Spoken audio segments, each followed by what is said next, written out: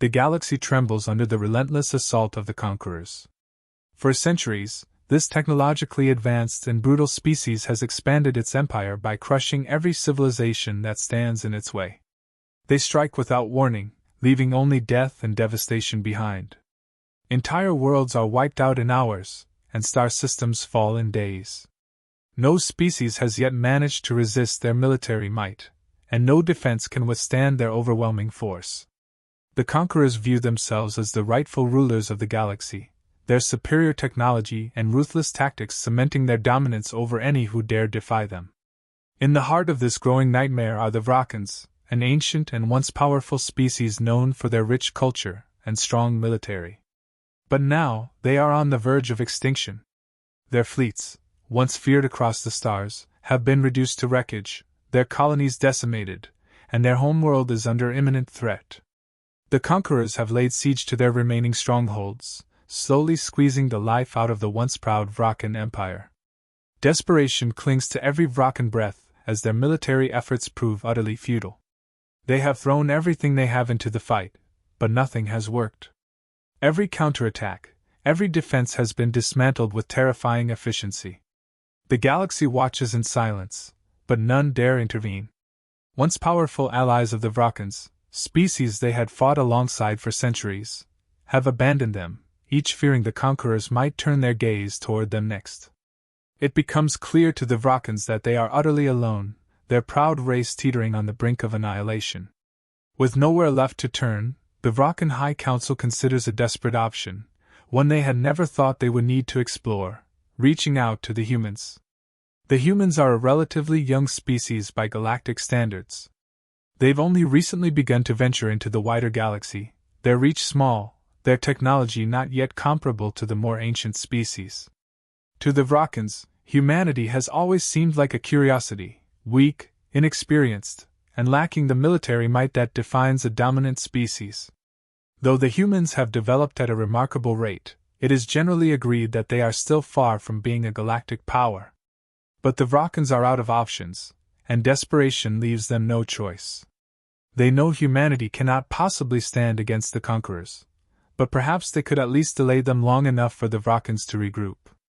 The Vakan leadership gathers in a dimly lit council chamber, their faces grim as they discuss their reluctant plan. Many scoff at the idea of asking the humans for help. To them, it feels humiliating to rely on such a primitive species. Humans have no history of significant military campaigns, and they are known more for their diplomacy and trade than for their combat prowess. One Vakan general dismisses the idea outright, but the reality of their situation is undeniable. The conquerors are closing in, and without reinforcements the Vakans will soon fall. With heavy hearts, the Council sends a distress signal to Earth, their pride momentarily set aside in favor of survival. The message is clear: the Vakans are on the edge of extinction, and they need military assistance. However, even as they send the request, the Vakans expect little. Perhaps a token force will arrive, a symbolic gesture of goodwill from a species eager to prove themselves on the galactic stage. But the Vakans are not hopeful. In their eyes, humans are simply too inexperienced and too weak to make any real difference in the battle against the conquerors. To the surprise of the Vakan leadership, the humans respond almost immediately, agreeing to send military aid. But as details of the human deployment reach the Vakan commanders, their skepticism turns to outrage. The humans, instead of sending their most powerful fleet, have chosen to deploy what they call their weakest fleet, the Terran Auxiliary Fleet.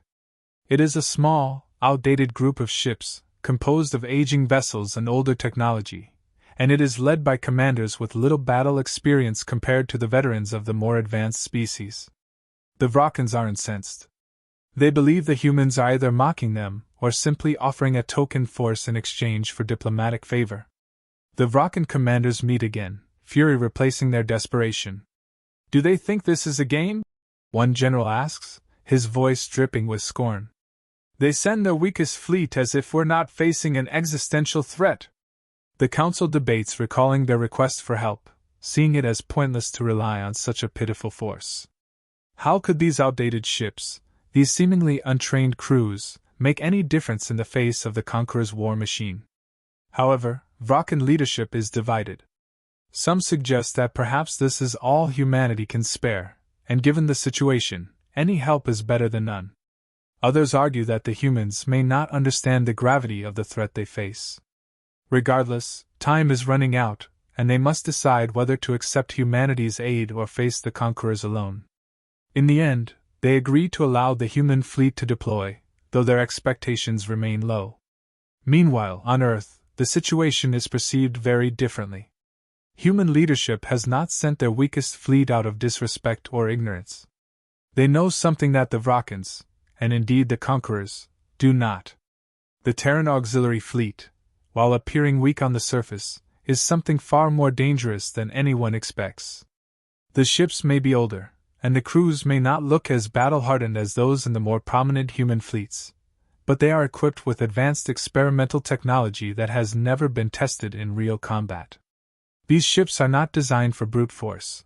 They are built for strategy, for exploiting weaknesses, for outmaneuvering enemies who rely too much on overwhelming strength. The human commanders see this as an opportunity to prove that humanity's greatest strength is not in their numbers or technology, but in their ability to think outside the box, to innovate, and to adapt to any situation. The Terran auxiliary fleet is not what it seems, and soon, both the Vakans and the conquerors will learn that underestimating humanity is the biggest mistake they could make. The Terran auxiliary fleet makes its entry into Vakan space, a sight far different from what the Vakans had hoped for. Instead of a formidable armada, they see a group of what appear to be aging, unimpressive ships drifting into their war-torn region. The once proud Vakan defenders, battered from endless conflict, gaze upon the human fleet with skepticism and barely concealed frustration. These ships look nothing like the battle-hardened vessels they had expected, no towering dreadnoughts, no gleaming technological marvels, just rusty old cruisers, corvettes, and support vessels. The Vakan commanders cannot hide their disdain. "Is this what they send?" one of them mutters. "They dare to mock us in our hour of need?" Another sneers. "They should have sent no one at all. Better to die with dignity than rely on these relics." To them, this is a final insult, a cruel reminder that the galaxy sees humanity as weak and unimportant, and now, in their desperation, so do the Vakans. They are convinced that their fate is sealed, and the last hope they had placed in humanity evaporates. But in contrast to the Vakans' despair, the humans remain calm, almost unnervingly so. The commander of the Terran fleet, an unassuming figure, listens quietly to the criticisms without reaction. When pressed by Vakan leaders about their seemingly meager force, the human commander's response is simple but confident. "Trust us." The Vakans are left to wonder whether this is human ignorance, arrogance, or something else entirely. There is no time for further debate. The enemy is coming. Soon, the conqueror's fleet arrives, a vast and terrifying force that dwarfs both the remaining Vakan ships and the human fleet combined. The conqueror's vessels are colossal, bristling with weapons of unimaginable power. To the Vakans, it is an overwhelming sight. Every encounter they've had with these invaders has ended in destruction, and this time looks no different. The conquerors waste no time. Without warning, their ships unleash a barrage of firepower that lights up the stars. Waves of plasma and energy weapons streak toward the combined Vakan and human forces, the space between them alight with the glow of impending doom. The Vakans brace themselves for the inevitable destruction, certain that the human fleet will crumble in an instant. But to their shock, something unexpected happens. As the first wave of conqueror firepower reaches the human fleet, it meets nothing. The ships are gone, vanished from the battle map. The Vakan commanders stare in disbelief as the enemy's attacks strike only empty space where the Terran auxiliary fleet had been moments before. Before the conquerors can adjust, the human ships reappear in new positions, seemingly untouched. The Vakans, still reeling from the sight, watch in disbelief as the human ships begin to move in ways that defy conventional battle tactics. They don't engage in direct combat. Instead, they weave between enemy lines, using their small size and advanced stealth technology to avoid detection. The conquerors, expecting a straightforward fight, struggle to even get a lock on the human vessels. Despite their superior numbers and firepower, the conquerors can't seem to land a clean hit. The humans' unconventional approach, constant repositioning, cloaking systems, and distraction techniques, throws the invaders into disarray. The conquerors, long accustomed to overwhelming their enemies with brute force, find themselves facing a type of warfare they've never encountered before. It's not just stealth, though.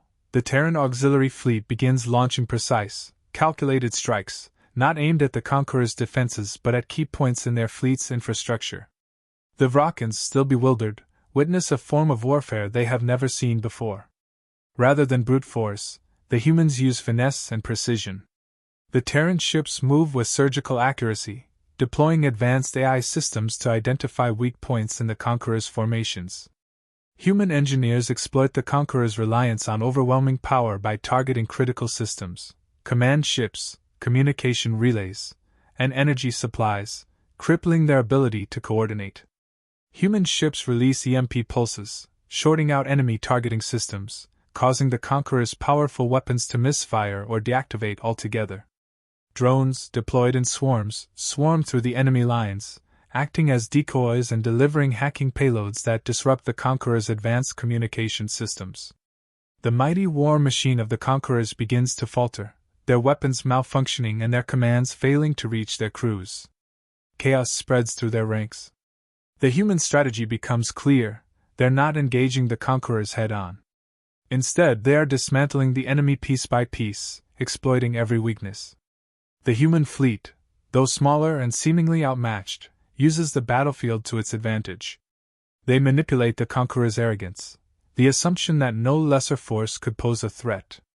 The Vakans, watching in awe, begin to realize that these humans are not the simple, backward species they had imagined. The conquerors, for the first time in their campaign of galactic terror, are on the defensive. They are used to overwhelming their enemies with sheer force, but the humans refuse to play by those rules. The conqueror's commander, furious and confused, orders his forces to focus on the humans, but they cannot pin them down. The Terran ships seem to appear and disappear at will, constantly shifting positions and launching disruptive attacks. With each passing moment, the conqueror's once invincible fleet grows weaker. Key systems are failing, and their commanders are unable to communicate effectively with their ships. The battlefield, once dominated by the conqueror's mighty warships, has become a playground for the Terran auxiliary fleet, which uses the confusion to pick off key targets one by one. The Vakans, still reeling from their initial skepticism, now watch in stunned silence. The humans, with their outdated ships and supposedly weak fleet, are systematically dismantling the most feared force in the galaxy. What began as a desperate, last-ditch effort to survive is rapidly turning into something else entirely: hope. The conquerors, initially confident in their overwhelming superiority, begin to notice a shift in the tide of battle. What started as an expected slaughter of lesser forces has become a nightmare of tactical confusion and chaos. The Terran auxiliary fleet, small and seemingly underpowered, continues to evade their every move, disrupting their battle plans at every turn. The conqueror's advanced technology, once thought invincible, is rendered ineffective by humanity's clever tactics and adaptability. The humans aren't just surviving, they're winning, and the conquerors are too slow to realize it. The humans' ability to turn weakness into strength becomes evident. They lure the conquerors into traps, using the appearance of vulnerability as bait. Every time the conquerors think they've cornered the Terran fleet, they are met with devastating counterattacks. The humans strategically disable key ships, targeting command vessels and essential infrastructure within the conqueror fleet, leaving their forces in disarray. The Vakans, inspired by the sudden reversal, find new courage. Where once they stood as passive observers to their own doom, they now rally behind the human efforts. Coordinating with the Terran fleet, the Vakans launch their own attacks, striking the weakened conqueror ships with renewed hope. The conquerors, who have spent centuries terrorizing the galaxy, find themselves in a position they've never experienced: on the defensive. The might of their fleet, now in disarray, is no match for the surgical precision of the human attacks. Their command structure collapses as their flagship, previously thought untouchable, is crippled by a decisive strike from the Terran auxiliary fleet. Without leadership and coordination, the remaining conqueror's ships are picked off one by one. Panic spreads among their ranks as they realize the unthinkable: they are losing. What began as a battle for the survival of a single species has now turned into a galactic turning point. The once invincible conquerors, disoriented and severely weakened, begin to retreat.